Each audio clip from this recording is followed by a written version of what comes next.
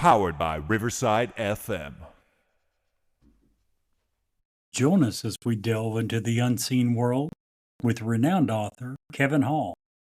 In this captivating episode, we explore the thin veil between our reality and the spiritual realm. Whether you're a skeptic or a believer, this episode will challenge your perception and ignite your curiosity. Tonight on Newsworthy, 2 words and 2 question marks.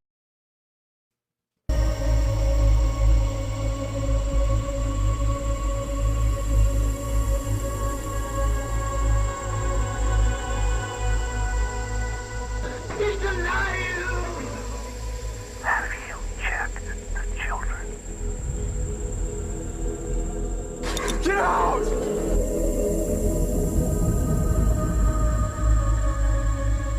You have scoured the podcast world and finally found us, Newsworthy with Steve and Jerry, where we delve into all things mysterious, macabre, or out of this world, and decide if they are truly newsworthy. 2 words and 2 question marks.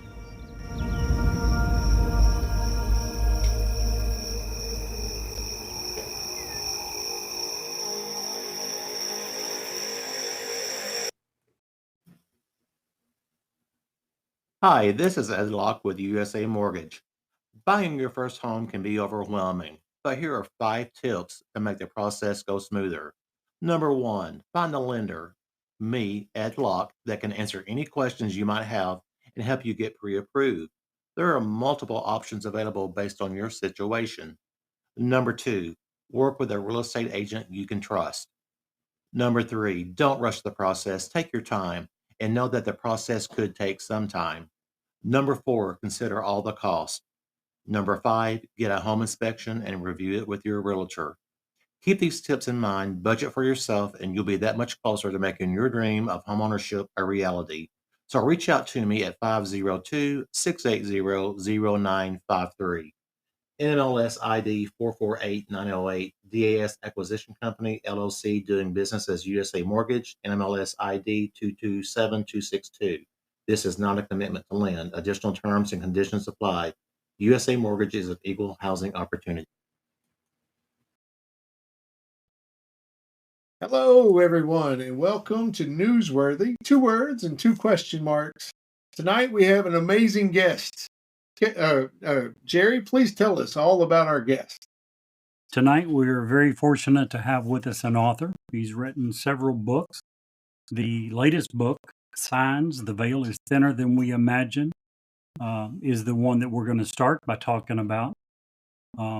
He's got several stories that he tells about people that have encountered things that they believe where they have seen signs from the other side. And his name is Kevin Hall. Again, his latest book is Signs, The Veil is Thinner Than We Imagine. Kevin, welcome. Welcome to thanks, the show. Jerry and Steve. Glad to be here. Looking forward to it. We're unfortunate. We're sad that Brett couldn't be here with us. He had an appointment today to have his legs shaved. So Better than last time he missed getting his chest hair braided. yeah, he's kind of a weirdo. Has some weird excuses. You'd think he could come up with a better one than that. I know, right? Well, he did want to be here. He's an avid reader. I know that he had read. When we finally confirmed everything, I know that he had bought your book and was reading it. I don't know if he got finished with it, but I know he was into it. So, but family, he's we're all kind of older dudes at this point. He's at the other end of that. He's got 4 babies at home, so it's Christmas time, and yeah. Wow. 4 and the oldest is 4, right? Yeah, the oldest is 4. So boom, boom, boom, boom. That's a lot under that age. That is a lot. Sure is. So, we were talking a little bit before the show about, and we'll get into the book in just a second because it's an amazing topic. But we were talking a little bit beforehand about work ethic and how people of today's age don't have those experiences that we had. And it's unfortunate, and it's really an opportunity missed on a lot of kids. But you were talking about driving a tractor when you were 5, how you would steer it straight, your dad would hop up, turn it around, and then go right back down the field. the very first time when I got my very first, and I'm using air quotes, job was I was probably 9 or 10, and Marion White was his name. He was an old farmer. He was old back then, so him and his wife, and I think their kids have all passed at this point. But he wanted me to help him lay irrigation pipe, and they owned several farms around where we lived, and so my aunt, she get out there and do it, make some money, and I think I made like $1.50 an hour or something like that, $2. It wasn't very much. The benefit of laying irrigation pipe, if you're from New York, Kevin, have you ever had to do that? I have not, no, but I've definitely seen it done. Yeah. So the benefit it's aluminum pipe, so it's not real heavy. Even a kid can do it and then connect it all, and you learn a lot. The big benefit of laying irrigation pipe is the in between time when you've got it all done and it's actually running. That has to be connected to a pond somewhere in the middle of summer in Kentucky. You just go hop in the pond and swim around and have a great time. But the very first time that Marion put me, he said he had this farm, and we were going to the farm across from my house. So we had to make a really sharp right turn, and he put me on the tractor with the irrigation pipe trailer. I had never driven anything more than a riding mower, ever. So the dual brakes and the clutch, I had no idea what this was, but wanted to show him that I could do it. It was an old Ford 9N tractor, one of the old gray Fords. Okay. And One of the real ones. yeah. So I pull out onto the main road, by the way, and didn't know that it didn't just guide back, that I had to turn the steering wheel back. And so out of his field, I pulled, and right back into the ditch I went. Did it flip the trailer? It did not. Thank goodness. Well, that's good. It took us the rest of the day to get the tractor undone, and Wow. he just kind of looked at me and he's like, I thought you knew how to do that. I was like, how? But I had a great time that summer working with him, learned a lot. You're talking about people with work ethic. That man was probably 70 then, 75, up in the morning, out at daylight, and worked until the dark came. I mean, just didn't stop. It was crazy. But That was anyway, farm life. Farm life is absolutely right. And my family and my mom's side were all farmers. And my oldest sister married a person who worked on the farm. It was a milk farm. And so, yeah, definitely up very early in the morning and very late at night. I think it affected my hearing, though, working on a farm all those years. How so? Well, just the other day, as an example, my wife came in and was yelling at me, "You haven't listened to a thing I've said all day, have you?" And I was like, what a weird way to start a conversation. No, Yep. nothing, Jerry? Rude, that was a great joke. But it's so you. I mean, yeah. I can see Robin saying that, absolutely. Rude. What do you mean rude? If you really think she wouldn't, I'll be happy to go get her. No, and see what it's she fine. says. It's fine. She would absolutely say that. Sometimes the jokes are the best when they're closest to reality. Yeah. Yes. Is that the way it works? Yeah. Well, maybe that will help my joke. I'm sure you heard the big news from Syria this week. Oh, Well, Syria fell, right? Right. And Bashar al-Assad was overthrown. Which reminded me, do you know why there are no Walmarts in Syria? wow. Because there's a Target on every corner. Oh. Oh. Oh. Ooh. Hey, you said that the closer to reality, how I much think- closer can we get? I don't think so, Jerry. I think that's That's a good one right there. That's cutting right on the edge, brother. That's a good joke right there. Now, Kevin has assured me he's bringing in the joke category. I'm excited. Well, these are some very bad dad jokes. And I take great pride in this. When the kids were young, I would tell bad dad jokes. Sure. Now my grandkids are complaining that their dad, my son, is telling dad jokes. So, yes, You I have got it. succeeded in your mission. Yes, sir. Absolutely. Revenge is mine, I love it. But I do have a few bad dad jokes, but in keeping with the season, I thought I'd keep them more Christmassy. Ooh. So I'll start with the first one. Is what do you give a Christmas tree with bad breath? Oh, what? Don't know. Ornaments. Ornaments. Yeah. I I can told see you it that. was going to be bad. I can see It's better that. than yours, Jerry. Our guests always have better jokes than we do. That's awesome. What does a gingerbread man use when he breaks his leg?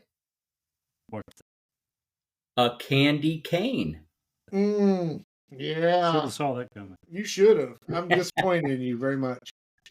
And let's see. Oh, and this one isn't Christmassy, but why aren't dogs allowed in bars? Oh no, why?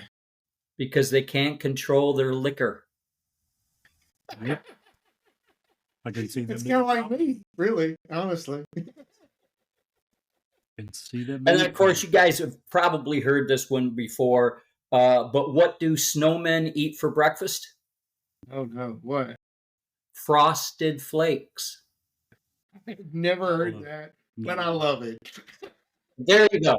That's what I said. Some bad dad jokes. And I'm not sure when this podcast will air, but one of the Christmas stocking stuffers I got for my son was a dad joke calendar for next year. Very There you go. nice. So It will air next week, right, Jerry? Yeah, this will be next Wednesday. I'll just make sure he doesn't hear that until after Christmas. There you You go. want us to edit it out? Oh man, that's great. I Very love it. nice. So, Kevin, give us an overview of the book. I've listened in preparation for this. I listened to several podcasts that you were on, and lots of good information in that. Tell us a little bit in your mind what you wanted to accomplish with this book. That's a very interesting question. And I'm going to start back a little bit from that as to why I even started writing the book. Sure. My first couple of books were memoir history books. So it was more about my upbringing and history of the areas that I was in. And I don't know if you guys have ever fired a Remington rifle. Mhm. Sure. Yeah. Well, it's made in my hometown, Ilion, Oh, New wow. York. Nice. That's my hometown. That's where I grew up. And it was small town America, maybe at its peak, 10,000 people in the town. Everybody knew everybody. Everybody watched out for everybody. So that was my first book. Ilion, my memories growing up in a bygone era. And from there, my dad was transferred to Minnesota. I then went and finished out my high school out there, graduated out there. So the second book picks up when we moved there and tells all the stories out there. And we're in an area right near Minneapolis, St. Paul. We lived in a town called Rosemont. Well, there's Burnsville, Apple Valley, Egan, all in Dakota County area there. So that's that book. So I was wondering myself, what is dragging me? And I got to use that word. It kind of dragged me into writing this book. And one of the things was that my wife and I have had very interesting experiences. Some have happened right in front of witnesses where you have to say, wait a minute, time out. What is this? This is not coincidence. We had a case, and this was the final. If you talk about the straw that breaks the camel's back, this was the final piece that said, all right, I've got to write the book. My best friend from high school in Minnesota,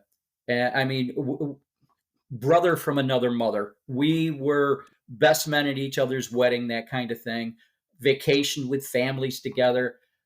Well, they were up. My buddy and his wife came up for a visit, and we were playing dominoes at the table one night. And my wife, when she gets thinking, she'll do this with her earring on her ear and she'll just tug at it. Well, the earring came off from its backing. She got up, looked around, couldn't find it. We halted the game. We got up and looked all over to try to find it. Could not find this earring. We go to bed that night. She shakes out her clothes. She brushes her hair. No earring. The next morning, we come down for breakfast, and we're at the center island, and we're eating breakfast there. And when we're done, we're getting ready to go out for the day. We wipe the island down, take care of all the dishes and all that kind of stuff, and we exit the house and go out for the day. We were out, 5:30 at night, came back home. I was the first one in, unlocked the door, came in, and everybody single file behind me through the back hallway into the kitchen. And my wife's right there, and she says, "Oh, hon, you found my earring." I said, "Time out. I just got here. I didn't find anything." And she says, "No, that earring right there." And she's pointing to the earring. It is sitting right on the island. The same island we ate breakfast, the same island we wiped it all down before we left.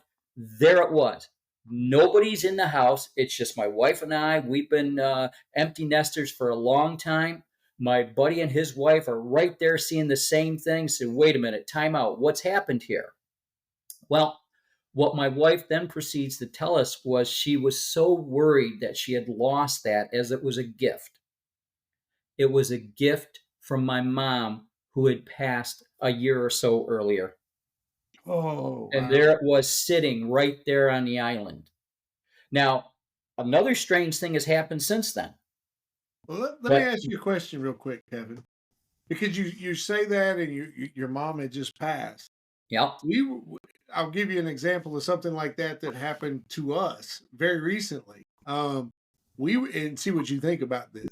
We were in Logan, Ohio, and we were at the Bigfoot Festival. We were doing interviews. We didn't sell anything. We just interviewed and talked to people that had encounters.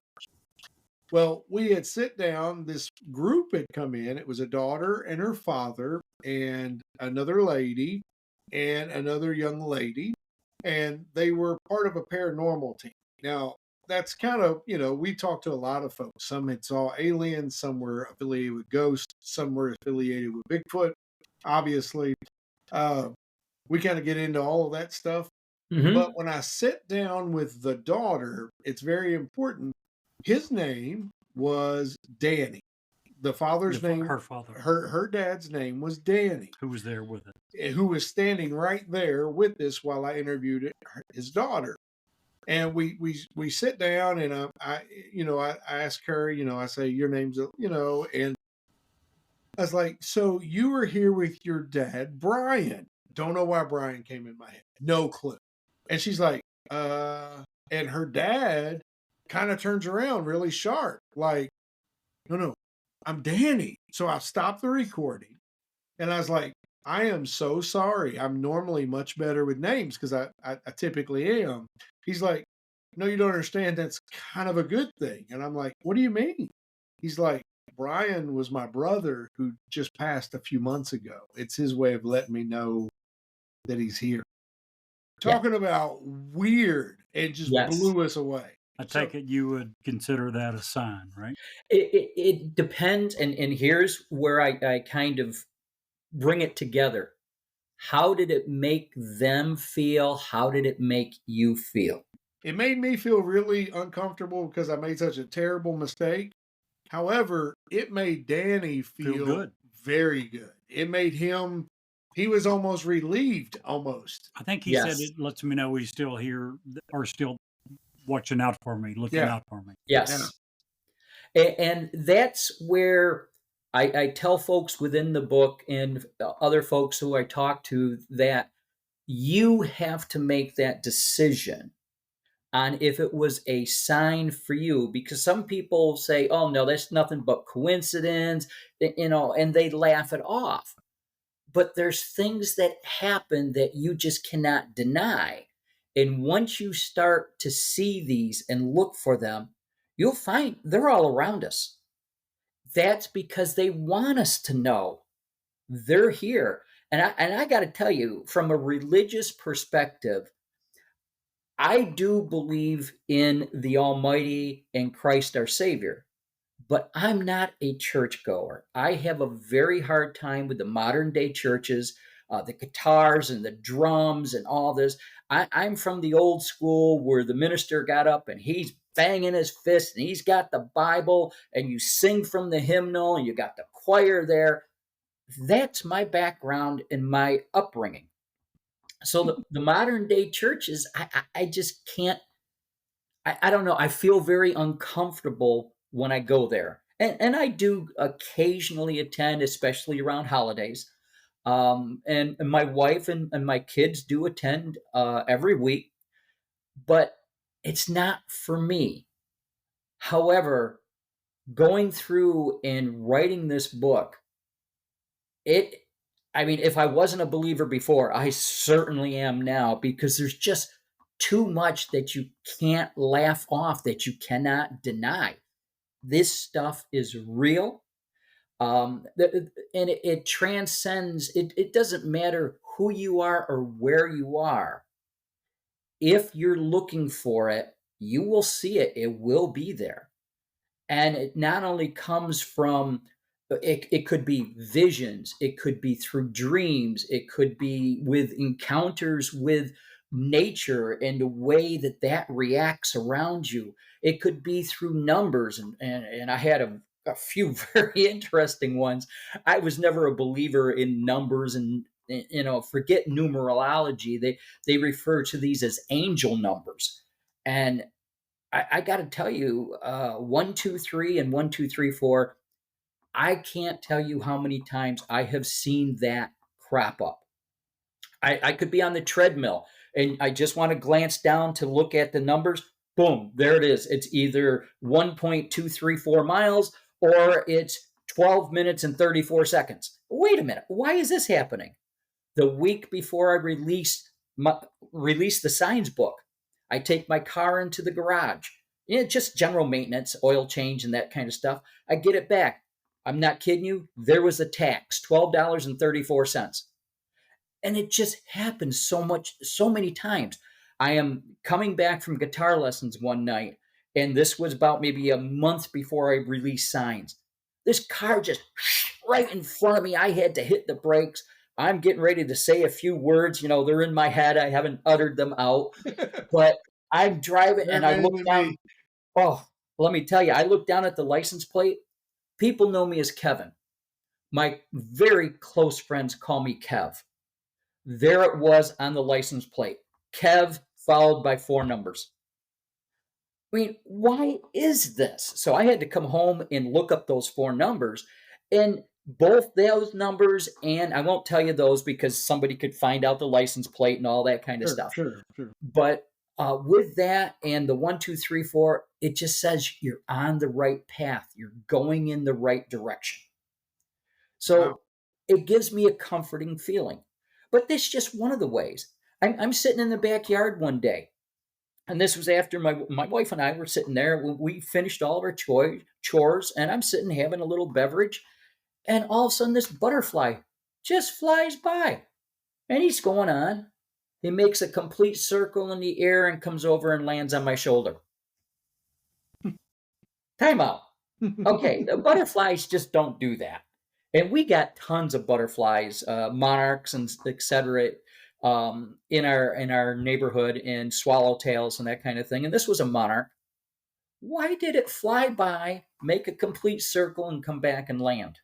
Oh, wow. So naturally, I got to go in and look this up.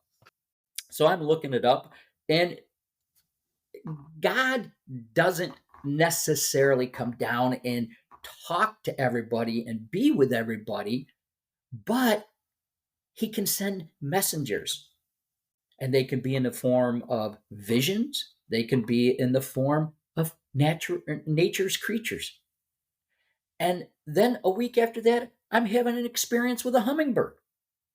And I'm like, why is this happening? I'm not Dr. Doolittle here. Why are these things happening? So it's from there that all of these things, I said, I got to write this book. And so in writing the book, I then said, well, people may not be that interested in my stories, but I know there's many of them out there. And I know you guys had spoken to some folks about the 9/11 tragedy and the towers and all of that. And so I had reached out before writing my book to a couple of the guys that had experiences in the Twin Towers. And they were in the South Tower, and they were up on the 70-something floor where the plane came in. Now, that morning, and they describe it as it's just a nice morning. The sun was bright out there, blue skies. It's not quite fall. It's still kind of summer. We're in New York City, but it's September. So it's starting to get a little bit cool, but not much. So that morning, they heard the plane hit the North Tower. And then the loudspeaker in theirs said, look, there's a plane that hit the North Tower. We're safe here. Don't worry about it. They go back to work. And the next thing you know, here comes the plane into the South Tower. Well, they worked for two gentlemen, and I'll get to their names in a minute, Euro brokers. And when the plane came in, it didn't just come in straight. It tipped its wings so it could wipe out as many floors as possible when it came in. Took out their complete floor. Complete blackness. And of course, some emergency lights, but the building is in that area is pretty much destroyed, so a lot of stuff is not working. And the one gentleman, Brian Clark, now he was an executive with Euro Brokers, but he was also the floor fire marshal. He blows his whistle, and the folks that were on that floor that were remaining, a lot of them passed as soon as the plane hit. It just blew up everything. And they gathered over near him. Well, one of the gentlemen was named Ron DeFrancesco. So now you got the two, but there was a group of people. So Brian Clark brings them into the hallway. Elevators are not working. He knows that. So now we've got to head down the staircase. There are several staircases, A, B, C, D, etc. And he was heading towards one when he feels a push on his shoulder, just like that. And he turned around. Nobody's there. But the push was directing him, and in front of him was stairwell A. Wow. He says, okay, let's go down stairwell A. So he goes down stairwell A, gets down a number of floors, and they're met with a couple of folks coming up. Oh, you can't get through down there, they say. It's too much smoke and debris. We got to go up to the top where it's cleaner air. And they were thinking, honestly, that they were going to get rescued up there. If nothing else, helicopters will come and lift them off. That's, the general thought. So at the same time, Brian is now hearing a voice from inside of the room next to the stairwell. Well, he's listening. It's somebody yelling for help. And so Brian and Ron start to rip at the sheetrock that had pulled away from the door frame because the building swayed so much when the plane hit it. And they managed to pull it off and get inside. Ron describes the smoke was horrendous. He started choking like crazy. He had to get it back out for fresh air, so he leaves. Brian describes it. He's got a fresh air bubble around him. He's breathing clean. Where is this clean air coming from? Ron was just there choking his head off. Well, this is where the two split. So I'll pick up with Brian's story first. Brian goes in. There was another guy yelling for help. He's trapped behind a wall. And Brian sees that, okay, the suspended ceiling is pulled away. He can get up. If he can get over it, he can help get that guy out. So he grabs a chair and a desk and pulls that over, gets up, gets over, grabs the guy's arms, he's reaching like crazy. Well, finally, with one pull, the guy jumps, and Brian and the both of them fall back. And Brian's got the guy though. And to this day, they still argue as to who saved who in that.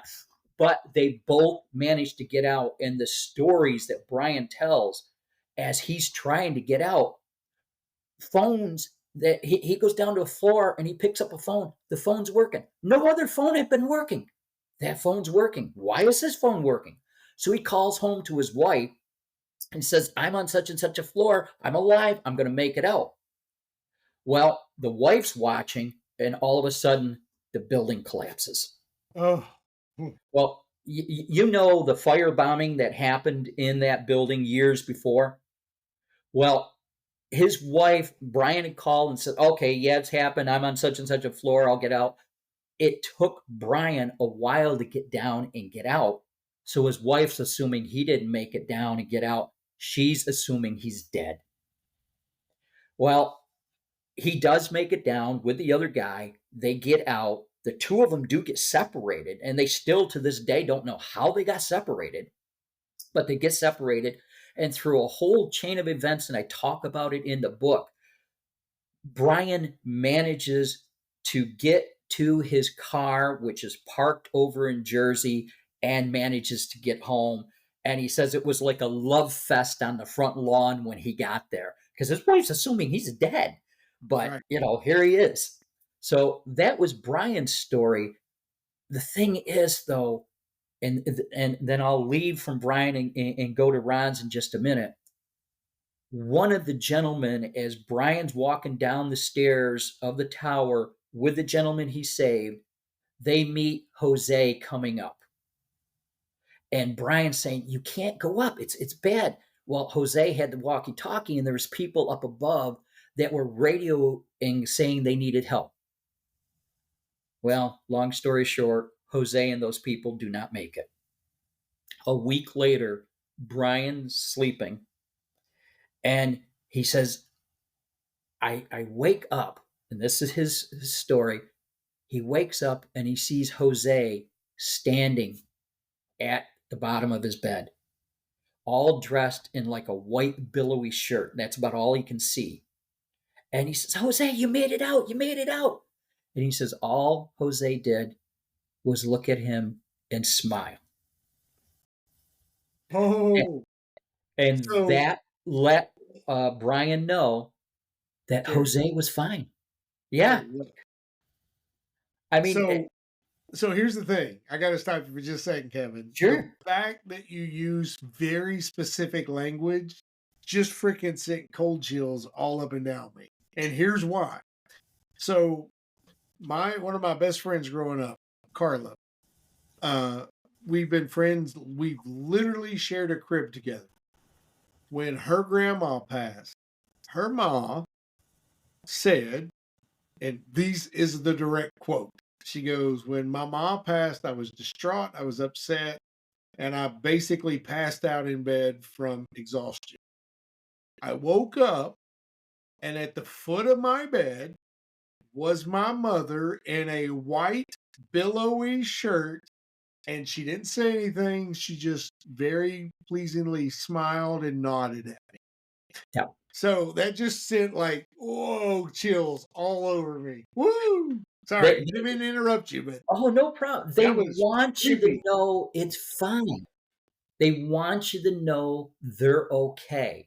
And there's a quote that I've been quoting quite a bit, several times on different podcasts and to different people. And it goes, we are not human beings on a spiritual journey. We are spiritual beings on a human journey. And that just kind of says how much bigger and how much broader all this is. And I'll tell you, when I got done talking to some of these people, and even my wife will tell you, I just had to sit perfectly still and quiet for a while. I had to really understand what I was hearing and what these people went through.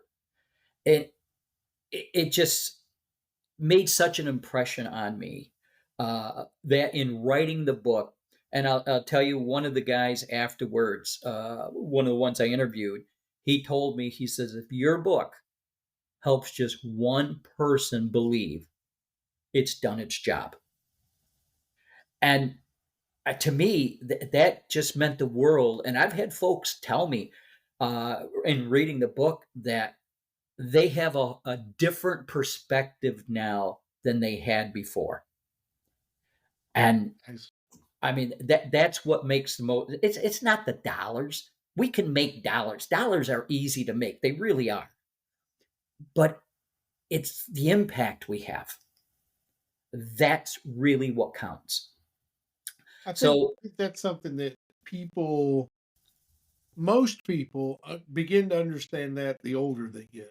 yes, It's more about the impact, less about the dollars. I know for me personally, over the last 5 years, that's really been a recurring theme in my thought processes. And whatever I'm doing, does this matter? 10 years from now, does somebody care about this? Have I helped someone? It's why I work at the nonprofit. It's not certainly not for the money. I'd make a lot more money if I just did real estate, to be honest. yeah, yep, But it's am I contributing to the betterment of someone else?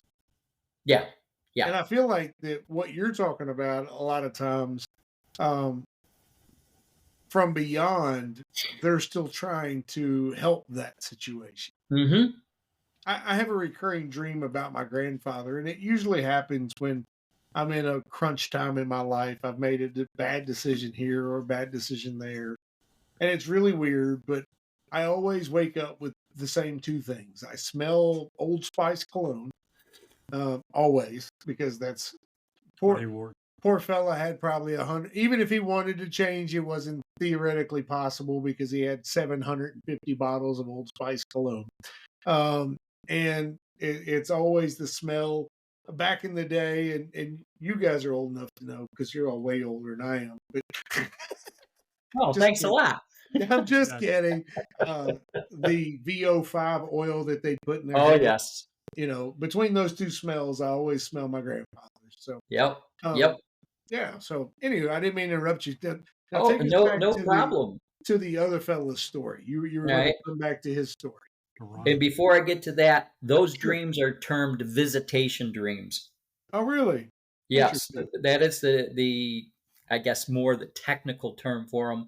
But the reason you can decipher those from other dreams, you remember them for a lot long afterwards, and everything is very specific. Like you remember the smell of the cologne. I had one with my brother where I could tell you exactly what he was wearing, what he smelled like, where we were at. I mean, months and months and months afterwards. As compared to a regular dream, how long do you remember that? Right. Right. If you're lucky, you remember it in the morning. Maybe. But these are the types of things, and a lot of people don't want to recognize that it's real because that also gets them thinking about death. Yeah. But these things are real. I mean, at least I'm convinced, and I'm hoping others by reading the book, they'll take their own journey and convince themselves. So that's my goal out of it. But now I'll get to the other gentleman, Ron DeFrancesco.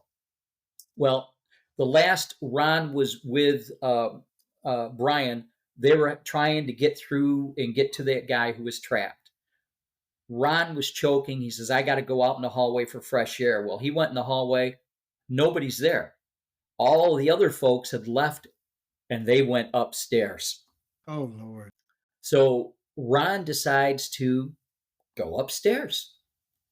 He gets up to the 91st floor. Now remember, they were down on the 70-something floor and they had walked down. He's now going back up to the 90-something floor. He gets up there and he's looking around and everybody's laying down. He describes it as they're like in a sleep-like state. Well, yeah, smoke will do that to you. It will put you out, Not and to then it'll mention kill the you. chemicals and all of the wires and all of the things that are burning. Yes, The noxious fumes and exactly. hell on earth, basically. Well, I'll get to that comment in just a minute. Oh. So Ron He's starting to feel, all right, I'm going to lay down. So he starts to lay down. As he's beginning to lay down and just kind of go, he hears a voice tell him, get up and get out. He's looking around. Nobody's talking. They're all laying down. He gets up. He listens to the voice. He gets out. He goes back down the stairs. He gets back down to about the 69th floor. And it was just dark, smoke, debris. He then hears a voice tell him, go through it and get out. So, wait a minute. Where is this voice coming from? But he describes it very clearly. He's hearing this voice. He goes down through the next 3 floors that can only be described, as you just said, Steve, hell on earth. Fire, smoke so black. He manages, though, to stay through the stairwell and get himself down beyond that. He gets beyond that, meets firemen coming up the stairs. Firemen tell him, keep going. It's clean air down below. So he goes, he gets down to the 1st floor. He wants to go out the front door. He can't. They won't let him go out. Too much debris, and I'll get a little graphic here, jumpers. And he can't go out. So they said, you got to go through the underground concourse. Well, what a lot of people don't know is those buildings had underground concourses where there were streets of shops down there. Okay, and a lot of folks would go there on lunch hour and that kind of thing. So he's going through the underground concourse. He meets up with another colleague, and the other colleague is having a hard time, limping and just slow moving. So Ron goes over, grabs a hold of him, says, let's go. And just then, the building starts shaking like crazy. And Ron turns around and looks. There's a fireball coming right at him. He just turns to his buddy and says, run. That's the last thing Ron remembers till he wakes up 3 days later in the hospital. He's informed he's burned over 60% of his body. He has a big gash to his forehead. And the contacts he was wearing fused to his eyes, but the doctors did manage to get him off. However, he's alive. And when I interviewed Ron, I said, Ron, what was that voice? Where did it come from? And he says, I got to answer it in one of 2 ways. It was either God or an angel. He says, who else would be talking to me? Nobody else was around me. And to this day, he does have survivor's guilt. He has learned to deal with it. Whereas Brian, on the other hand, Brian wants to tell his story and has told it in several places. And here I was watching TV, probably a month ago, and I'm flipping the channels, and all of a sudden I'm landing on a show by William Shatner, and it's one of these, believe it or not type shows. And there he is. There is Brian Clark telling his story on that show. Wow. So these guys survived. Ron was the last one to make it out of the South Tower while it was collapsing alive. There were others that came out. There were, I think, 14 that they found afterwards in the North Tower. And I forget how many in the South Tower that were in the rubble. And one guy, I even wrote his name down. I didn't get a chance to talk to him. Pasquale Buzzelli. Pasquale was with a group of folks coming down the stairwell, and all of a sudden the building, and he's up quite a number of floors, the building started to rumble and collapse all around him. He dove towards the corner of the stairwell. He was the only one in that group that survived. Ugh. They dug him out afterwards. And Jerry, I think it might have been you, I heard on one of your other podcasts talking about it, how the steel structure was through the center of the building. Right. It actually was, and came up around the stairwells and went all the way to the top. And what they theorized happened is when they were collapsing, they kind of did one of these numbers, just like this, like almost a teepee. And Pasquale was over in this corner. He got saved. Well, he actually fell 22 stories riding that corner slab down 22 floors. And they did an experiment afterwards. How could that be? Well, what they theorized, and they did this using cups, the old solo cups and plywood platforms. And they built up several like floors of that. And then they had a person jump on it. And I mean, this thing was quite tall. Well, what happened is the air cushioned him all the way down and he didn't get hurt. And that's the same thing that happened in the Twin Towers. And people say, oh, we heard explosions. Well, what that was the air forcing the windows out and blowing them out. And trust me, they were going to make a hell of a lot of noise. And that's exactly what they were hearing. So their theory was kind of proven in both ways, the windows blowing out from the air as well as their experiment with the plywood in the foam cups. So it's the type of thing that he was in the right place at the right time for that situation. But he was lucky, and he was one of the first survivors pulled out of the rubble. So do you put any stock into the videos that we see? Now, there's several videos. As an example, the one that is striking me the most that I have tried to debunk in 100 different ways there's two. The first one is a man who was pulling, what are those called? A rickshaw, when they're pulling when the man has got like the person rickshaw. Yep.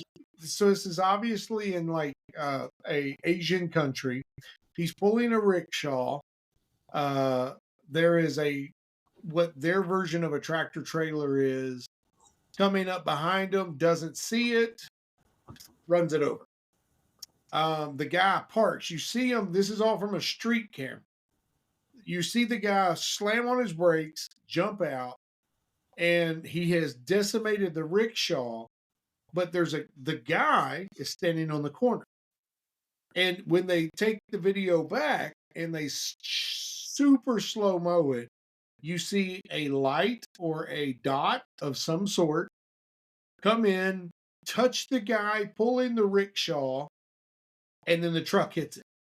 Mm-hmm. So it's like an instantaneous, oh, it's not your time yet, buddy. We got to fix you. Yep. The second one is that I can remember is there are several vehicles. And again, this is in a foreign country of some sort. I don't know. You can't really tell the makes or the models of the cars, but it appears that the light has turned green, if you will, and they're all getting ready to go. This one car has, when the light changes and there's several lanes of traffic, there's a chance that one person is just going to keep going, which they do. But all of the cars in this line hit an imaginary line of some sort, and it just stops them. And the one that was coming through and didn't stop in that same flow of traffic. So it's not like it's going to hit the other cars. It just gets obliterated by this imaginary line and they all are stopped. But immediately after that, a train comes by, which would have wiped all of them out. And it's like, how the hell does that happen? Pardon my French, but it's one of these things. It's like, if we're going to believe in signs and nudges and prompts, and like you're saying, is it too far of a stretch to believe that this other happens as well when it's really important or really dangerous? It's not too far of a stretch, but you do have to be careful. And I tell people about this a lot. If you see it online, look at it skeptically. Right. And there's another show out there called The Proof is Out There. And I watched this show, and they actually have folks who take and analyze a lot of those types of videos. And a lot of them are CGI. Yeah. And, you do have to be careful of that. But have those things happened? I've seen a couple of them. One was a police officer. And again, it was a camera from a building. And he says, and this was the police officer saying it, God told me to turn around. And this is what the police officer's words are. And as he turned around, you see the building just at the corner blow up. Now, is that CGI or not? The cop is there saying, no, this is what happened.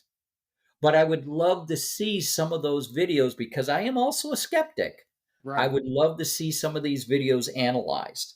Well, There's a number of them that are out there on the internet, and you say, is this true or isn't it? well, Jerry by far is the biggest skeptic in our group, and that's okay. That's what makes us all tick. Yes. But my thought on that same vein is, okay, for every good angelic, let's just say for instance, and it's a big for instance, the rickshaw video wasn't fake. Let's say it was real.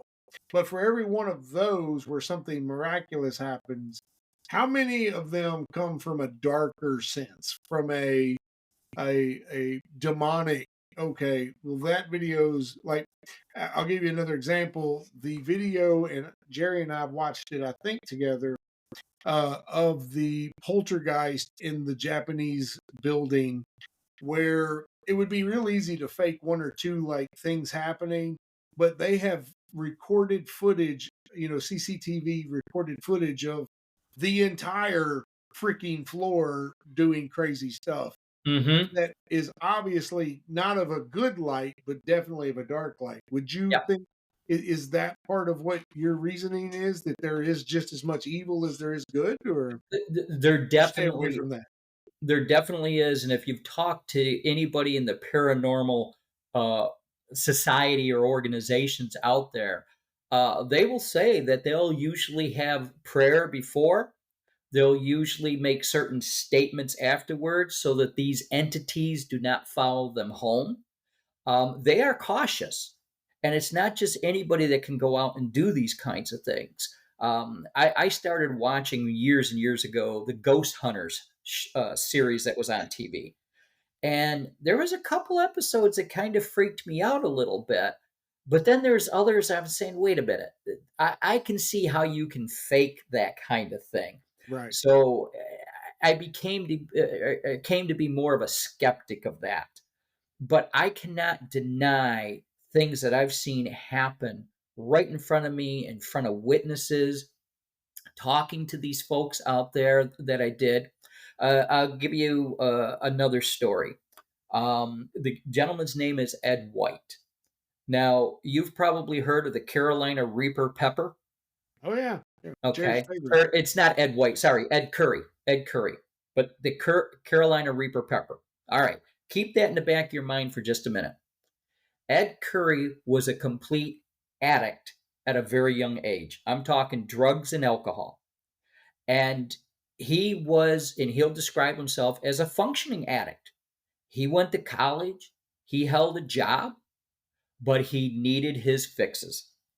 And at the height, he would tell you he was going through a gallon and a half of liquor a day, and not to mention the drugs.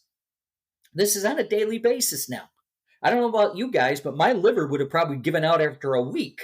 Yeah, I don't know how my dad does it. This is Ed. Well, I interviewed Ed, and the way I found Ed was a Mike Rowe podcast, Mike Rowe, Dirty Jobs guy. He was on one of Mike Rowe's podcasts. And listening to him, I said, I got to talk to this guy. There's more to his story here. I've got to interview him. So I tracked him down and interviewed him. Well, there was a night, and he was in Michigan, and it's a January night, and he says, I just wanted to end the pain. His wife had left him. Some of his friends, the only friends he had were those who wanted to get high with him, and he had nothing. Yeah, he had a job, but he had nothing, and he just wanted to end the pain. So this is what he says. He was about 300 plus, close to 400 pounds. He strips naked. He says, I don't know why. He strips naked. He goes and opens up all the doors and windows. And he's in a Why are you condo. sounding like you, Jerry? So he opens up the doors and the windows. Well, this is the dead of winter. It's snowing and blowing outside. He goes back. He had gathered up his drugs and alcohol. He sat down at the table and he was going to consume it. And all of a sudden, a huge bright light appeared at the front door. And all of a sudden, he sees the vision. And he says the vision was backlit, but the vision was brighter than the light all around it. And all the vision told him, go to Brighton Hospital. That's all it said. Go to Brighton Hospital. And Ed was saying, when I interviewed him, he said, I didn't know where I didn't even know there was a Brighton Hospital. He says, I knew where Brighton, Michigan was. So he assumed that that's where the hospital was. But he gets up from the table. He goes over to the door. There's no footprints. There's nothing. It's just snow. And he said, what the heck was that? Well, he listened. He got dressed. And this is what he tells me. I gathered up all my guns, my drugs, and my alcohol, put them in my car, and I drove towards Brighton. Well, along the way was his buddy's house. He stops at his buddy's house, and he's very agitated. And he tells his buddy, look, I got to get to Brighton Hospital. I don't know where it is. I got to get to Brighton Hospital. And the way he described it, he was rambling 90 miles an hour.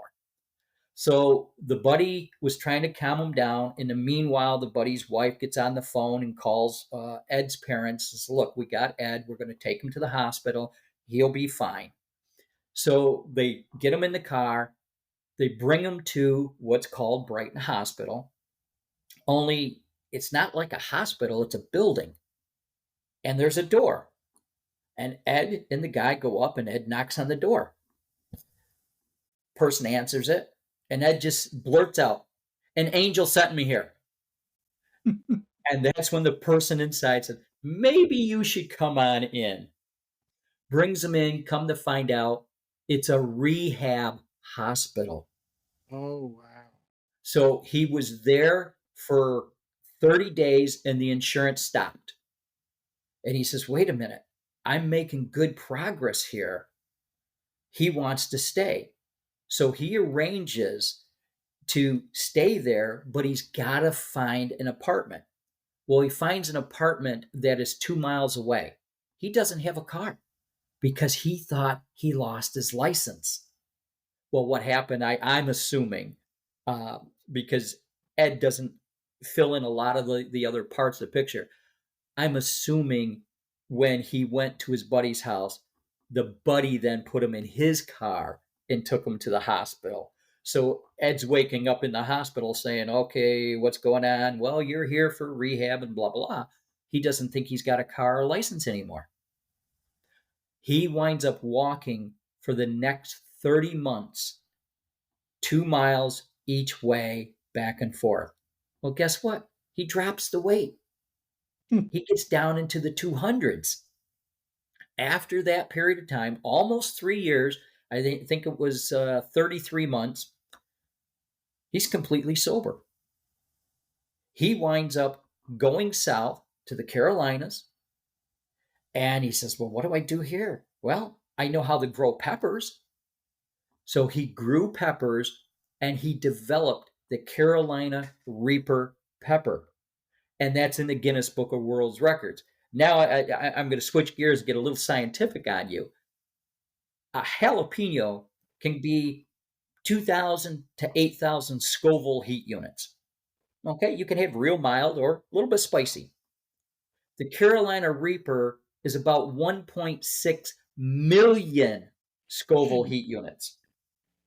And not to be outdone by that, he decides, I'm going to develop the next pepper, which he did, called Pepper X, about 2.4 million Scoville heat units. Now, doctors are actually looking at this pepper for cancer research. Wow. The chemical makeup in it Wouldn't can that be kill amazing? and destroy cancer cells. Wouldn't that Now, be why was Ed saved? He was an addict.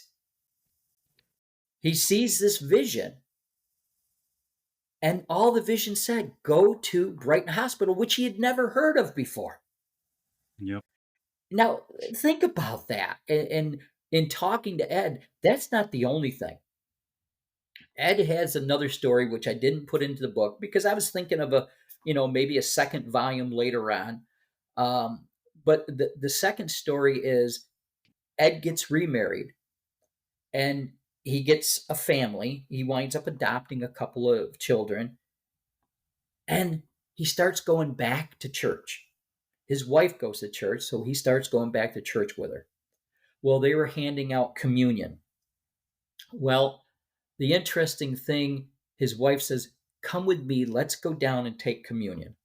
And Ed told her, says, look, I don't feel I'm worthy yet to take communion.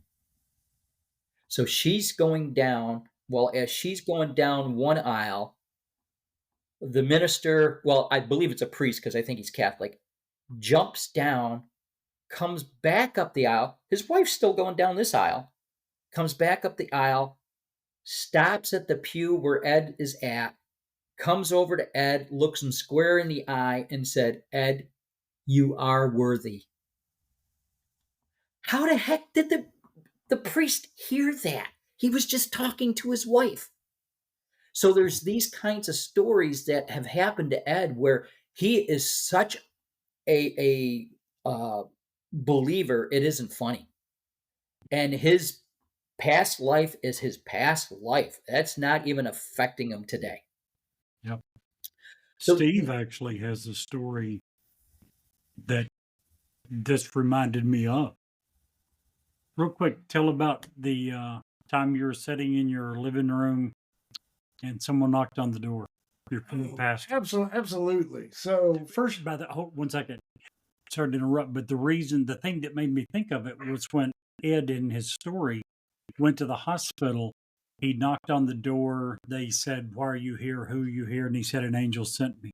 Tell your story. Yeah. So first of all, let me just say, on our podcast, we cover all things mysterious, macabre, out of this world. Bigfoot, aliens, conspiracy theories, you name it, we get into it. But that doesn't mean a lot of people sometimes think that means that we don't. Let me just put it this way: I'm a big believer in Jesus and God, and I think we have a platform. And we have to, if the opportunity presents itself, we have to acknowledge that. So, what Jerry is talking about is, I was previously married, and to my dying day, this is going to be my Jesus story. Okay. I don't even know if my pastor knows how much this profoundly affected my life and changed my life. So, my previous wife and I were married. We had 2 kids, and we had 2 that she had from a previous marriage. Now, her oldest daughter was bipolar. We were in the process of getting this diagnosed and medicated. But there was, when a preteen, I think she was 11 or 12, doesn't understand what's going on in her body, doesn't understand why she can't comprehend or just deal with these feelings that she's having. Literally that particular night, we lived in this duplex right beside a stop sign. Okay, to set it up a little bit, up on a hill, there's a stop sign right in front of our duplex. Half the duplex was on one side of the stop sign, the other half was on the other. Okay. We had literally just spent the entire day physically holding Brittany down because she was just screaming. And this is an 11-year-old young lady. So, my neighbors next door, I don't know why they didn't do something with that, Jerry. I don't know what they're barking at. My dogs are going crazy. They have bones, so they're being stupid. So, they're just barking to be barking. That's wonderful. They just want it in here. So just leave the door open. It'd be fine. Sorry about that. Nope. It's what happens when you have a studio in your house. Yep. And I have a standard poodle who's a showboat. She just wants to be part of the show every week. So we had literally just spent the last 6 hours taking turns physically just holding her, preventing her from bashing in walls, breaking out windows, throwing her head through a shower. I mean, it was the most. I just can't even bring to light how miserable that day was. Finally, get the kids to bed. I had just sat down. There's a knock on the door. I'm like, who in the absolute hell is this? I mean, it was like 9:30, quarter to 10 at night. Crazy. I open the door and there's this gentleman there, and he's like, I know it's late. I apologize. I was at the stop sign and I got nudged that I need to come to this house. I tried to go and the nudge got louder, so I had to stop, and you could see his car was parked just past the stop sign, still running. He's like, my name's Steve Pearson. I'm a pastor of a church, and I'm not going to lie to you. This may sound weird. God said, go to that house, knock on that door right now. Somebody needs you. And at the time, to backtrack just, 10 years, I had been really, really hurt at another church that I grew up in because my daughter was born when I was 15. I was in an old Church of Christ, like you were saying, actually, Kevin, that you, before the show, that the old school where you sing out of a hymnal and there's no musical instruments. And that's kind of where I was raised as well. But I had taken my daughter to church when she was born at 15. And several people in the church were like, oh, she's so beautiful, blah, blah, blah. And then during the sermon, a couple of pews ahead of me, I have really big ears. You can't see them because of this, but they're huge. And I could hear really good. A couple of folks 2 pews ahead were like, oh, I can't believe you brought that bastard child to church. You know what I'm saying? Yes. And it hurt me to the point that I not only wouldn't go to church, I hadn't wanted nothing to do with God until Pastor Steve knocked on my door. And I thought Big Bad Steve, is like, he's like, may I come in? And at this point, I'm exhausted. I'm like, sure, whatever. He comes in. He's like, I'm not going to stay long tonight. It's late. Is there something I can answer for you? Is there something that you want to talk about? I don't know why I'm here. I'm just here because something told me I needed to be in this house. Mm-hmm. And I was like, I was like, no, we've had a pretty exhausting day. It's been a pretty crappy day, blah, blah, blah. He's like, well, is there anything I can answer for you? Do you have questions as to maybe why I'm here? And I was like, yeah. You can tell me, thinking I'm a big Billy badass guy, you can tell me why if God's so great, why should I fear God? And he looks at me and he kind of chuckles. He's like, what do you mean? I was like, they always say you should have the fear of God. He's like, honey, it's not the fear of God. It's the fear of being without God that you should worry about. Yeah. And I was like, oh. Well, didn't want to let him know that pierced me a little bit. But he said, you know what? Here's my card. I got, it's late. It's almost 10 o'clock at this point, 10:30. He's like, call me tomorrow. We'll have lunch. And that was the experience. And that was how many years ago? That roughly? Was 20 years ago. And at the time, the way you described it, your previous experiences had turned you away from religion, church, and everything. Yeah.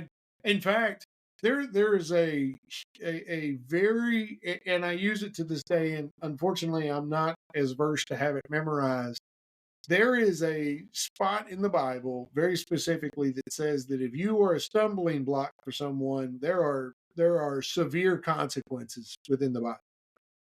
And I had not only turned away from God, I had become a stumbling block for other people because of my anger and my strongholds. But due to this man listening to his nudge, doing what the nudge asked him to do, go knock on your door, he took you from a place where you were so far away from God, and that man today is still your family pastor. You still I'll give you a step further.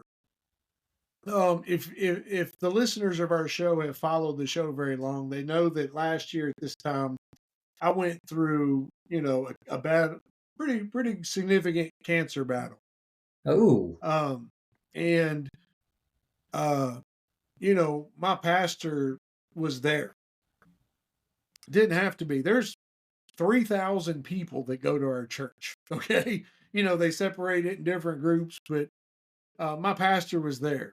2 weeks ago, my pastor, after church was over, he waves me from the stage and says, "I need to talk to you. You come up here," and prayed for me individually again, just because when they remove your thyroid because of that stuff, you go through all these different hormonal changes. yep. And as guys, hormones doesn't really factor into us as much until they're not there. um, and he's like, "Listen, I need to pray for you. We're going to do this stuff." So not only did he take me from someone who was not even agnostic, but on borderline atheist, just mad and angry at God, to someone I hope that when I go to St. Peter, he could say, "Look, see what we did to you? We turned you from that and we made you a good warrior." Yep. So, and I know we've kind of derailed, but I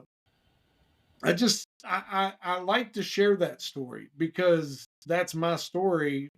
You can't speak to someone else's story as much and as well and as detailed as you can to your own. And the Yep. story that he was telling from Ed Curry Right, when absolutely. he was at the hospital and why are you here? And an angel sent me. Reminded me of your story. I know we are running short of time. We haven't covered near all this. We're probably going to need to get Kevin back on with us. I've got a question for you.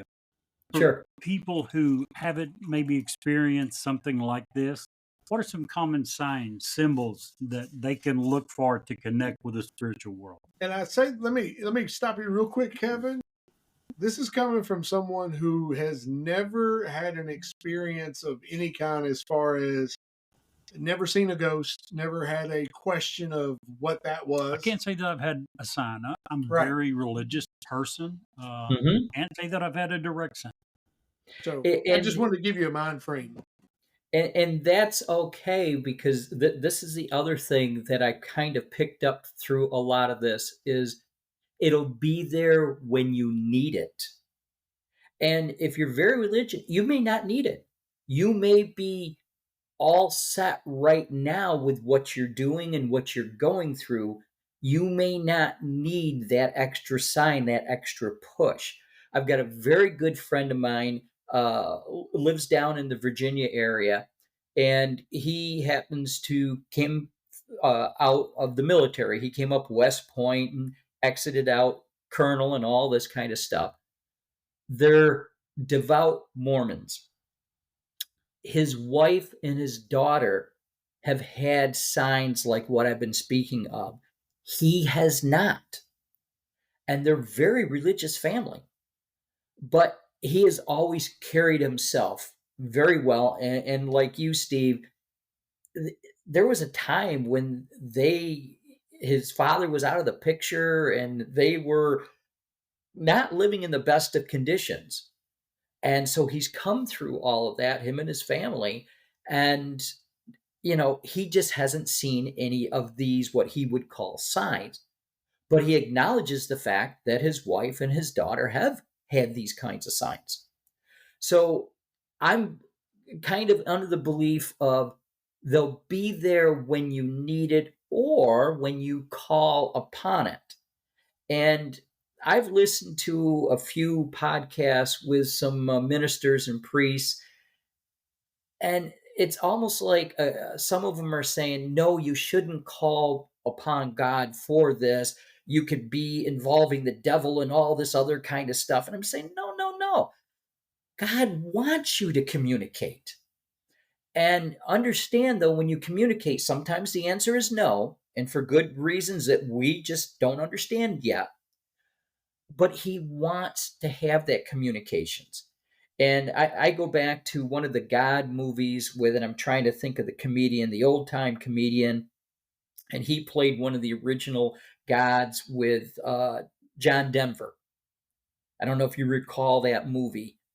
Oh, That's definitely your time of the year. It wasn't mine. That's way before my time. oh, I'm trying to think of his name. I though if I mention the name of the comedian, he came up with vaudeville and all that. Always smoked a cigar or always had a cigar, and I can't. Red something. No. The little guy with Grace, glasses. Gracie, and oh, what was his George name? Burns. George George Burns? Burns. Yes, George Burns. Yeah. We did it. Teamwork works. Exactly. Well, he played God in the movie, and Yep. he was kind of telling John Denver, no, why are people so distant? And, that was kind of like the worst thing possible. Talk to me. I'm here. I'm listening. And that's the kind of message that I think we really need to get back to. Now, this is a long-winded way of Jerry getting back to your question on, the signs and why some people have them and some people don't. And again, it goes back to I think it'll be there when you're ready for it. And some of the easiest ways, I know several people since I've written the book who said, look, I see these same sets of numbers everywhere. And it's a different set of numbers, but they see it all the time. All right, what does that mean for you? And you can look these up. And typically, the way I do it, I start off and I'll go angel number and then I'll put the number in. And then there's a bunch of stuff that'll come up. And I kind of read through a number of them to decipher what I think it's meaning for me. And how is that thing making me feel? And some of them may be in left field where I just said, what the heck is that? No, that's as far away from what I'm feeling. And the others will say, whoa, wait a minute, that's spot on. And so that's what I take in. And so you can receive these messages through nature, as I mentioned. Visitation dreams is one. Numbers is another. You can receive it through direct communication. And what I mean by that is it could be something that you see, something that speaks to you, as in the case of Ron DeFrancesco, as in the case of Ed Curry. It could be the type of thing to where you ask for something.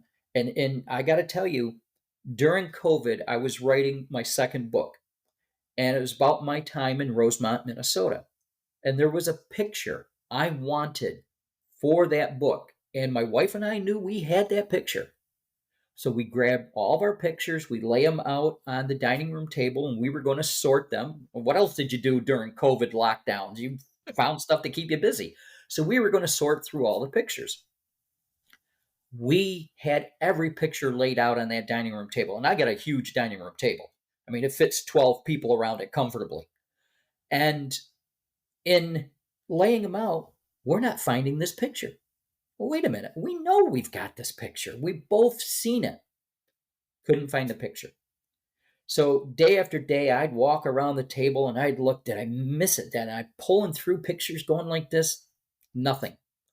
So I finally say, Mom, Dad, Butch. Now, Butch was my brother, and they had all passed. If you know where that picture is, could you put it in a spot or direct me to it? I need it really bad.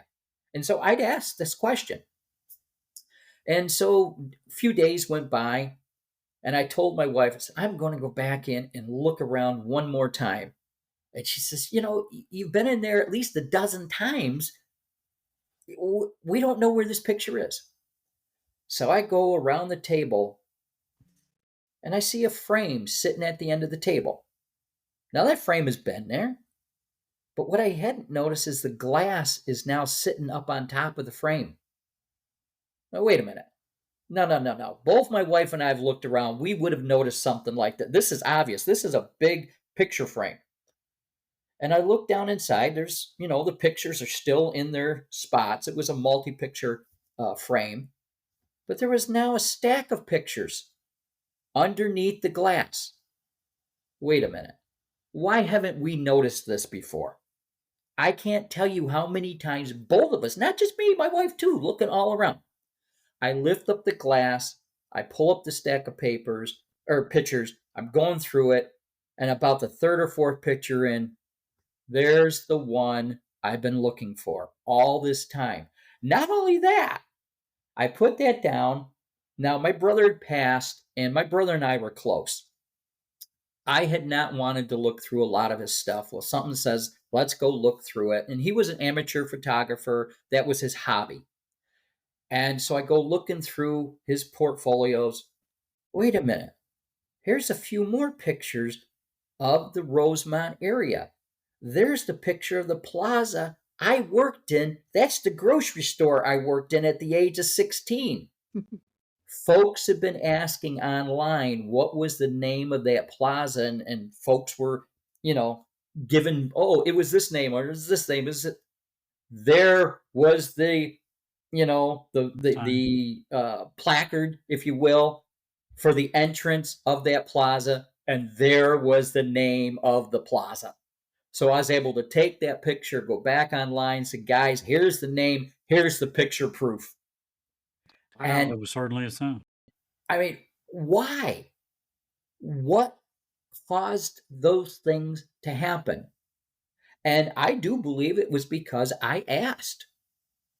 I mean, how could we have walked around that table that many times and gone through that many photos and never saw that before? I also believe that there are certain people that are open. If you open yourself to these things, a lot more of these things will happen. Yes. Jerry, I've talked about my aunt a lot, who's very open, she's very much attuned to things to be said. And I'll tell you this story, Kevin, real quick. I know we got to wrap up. We're way over time, but it's been such a pleasure and This has been fun. So I have an aunt who is very attuned to other stuff, we'll say. Love her to death. She's a wonderful person. I went home. I was working in New Lebanon, Ohio at the time as an assistant store manager. And I went home for a holiday, and I don't remember which holiday at this point. It's been 25 years. But she looks at me and she goes, when are you going to tell us? And I'm like, tell you what? She goes, about your move. I'm like, I ain't moving nowhere. I'm good. And so we went on, we had our holiday, and I went back home. The very next Monday, the boss called me in the office. He said, Steve, I got great news and I got some not so great news. I'm like, okay.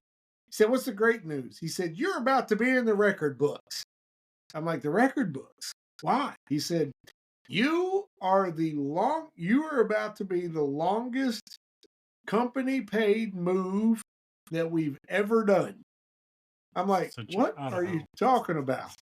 So I'm in New Lebanon, Ohio. He goes, you are about to move and are to report to your brand new store in Salmon, Idaho, on next Wednesday.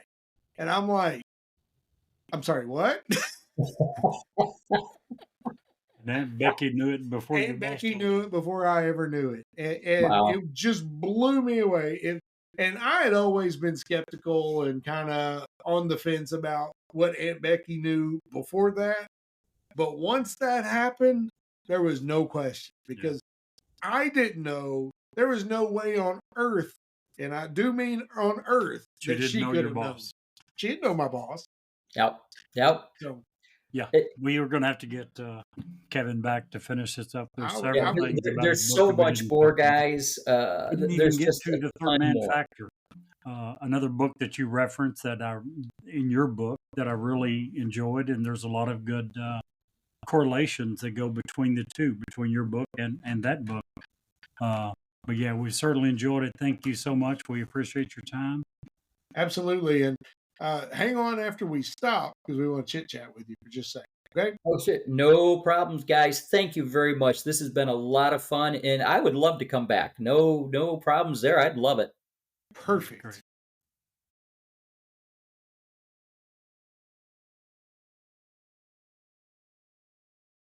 What a great conversation. But we're not done yet.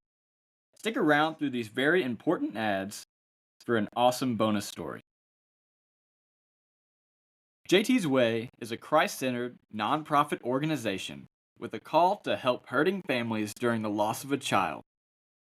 At JT's Way, they assist families grieving from the loss of a child through assistance with things like funeral expenses, emotional support, guidance through the grief process, and help in their healing journey. While paying for funeral expenses, they help navigate picking a funeral home, burial plot, or cremation services, and provide families with grief counseling resources. JT was 17 years old when he died unexpectedly in an automobile accident. He was a senior in high school and a student in the automotive class. JT loved cars and music, and he took his role of friend very seriously and made sure to make friends wherever he went. Their mission at JT's Way is to minister to families by financially assisting and connecting them with their local resources. These resources will assist in the financial and emotional burden of burying a child. Their aim is to aid in the healing process for parents and families, and these resources include grief counseling and parent-sibling groups. The outside world doesn't stop, but we can tell you from experience that a parent's world certainly does. In a time of desperate hopelessness, JT's Way provides hope. If you want to help support JT's Way in their mission, please reach out to them at www.jtsway.com. JT would often say, "Let me challenge you to make a friend, be a friend, and most importantly, bring a friend to the loving arms of Jesus Christ." Hi, this is Ed Locke with USA Mortgage. Buying your first home can be overwhelming, but here are 5 tips to make the process go smoother. Number 1, find a lender, me, Ed Locke, that can answer any questions you might have and help you get pre-approved. There are multiple options available based on your situation. Number 2, work with a real estate agent you can trust. Number 3, don't rush the process. Take your time and know that the process could take some time. Number 4, consider all the costs.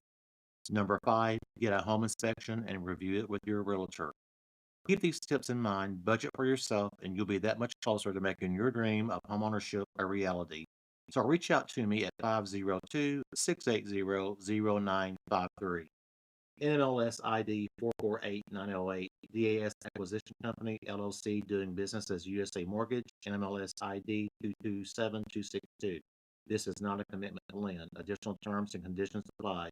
USA Mortgage is an equal housing opportunity.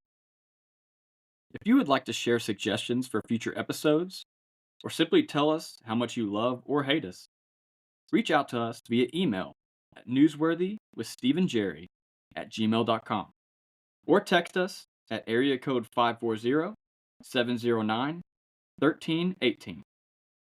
And now, back to the story. So just want to reiterate Kevin Hall. The book is Signs the Veil is Thinner Than We Believe. Amazing book, amazing author. Going to have him back in January. Can't wait. So, the Stonehead of Guatemala is a story that history prefers to overlook. More than 50 years ago, explorers in Guatemala's dense jungles stumbled upon a huge stone head with distinctive features, thin lips, a prominent nose, and eyes that were gazing upwards. Unlike any pre-Hispanic sculptures ever discovered before, this monolith displayed clear Caucasian characteristics, sparking immediate interest.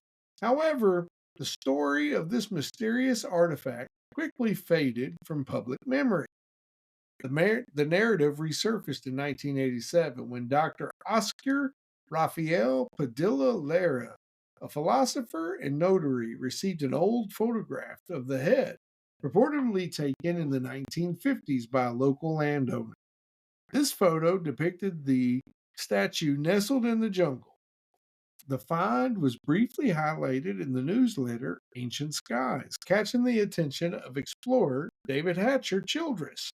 Motivated by curiosity, Childress traced the head's location to La Democracia in southern Guatemala. Upon arriving at the site, Dr. Padilla discovered the revolutionaries had used the head for target practice, causing severe damage. The destruction made further examination impossible, and the artifact slipped back into obscurity.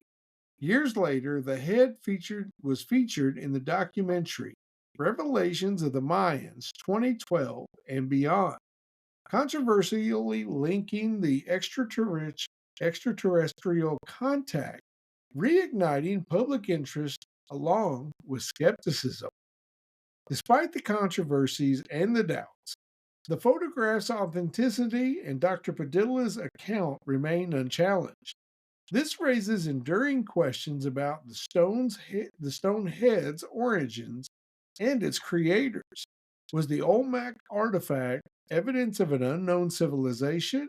The mystery remains unsolved, waiting for a new generation of explorers to unveil the truth behind this ancient enigma.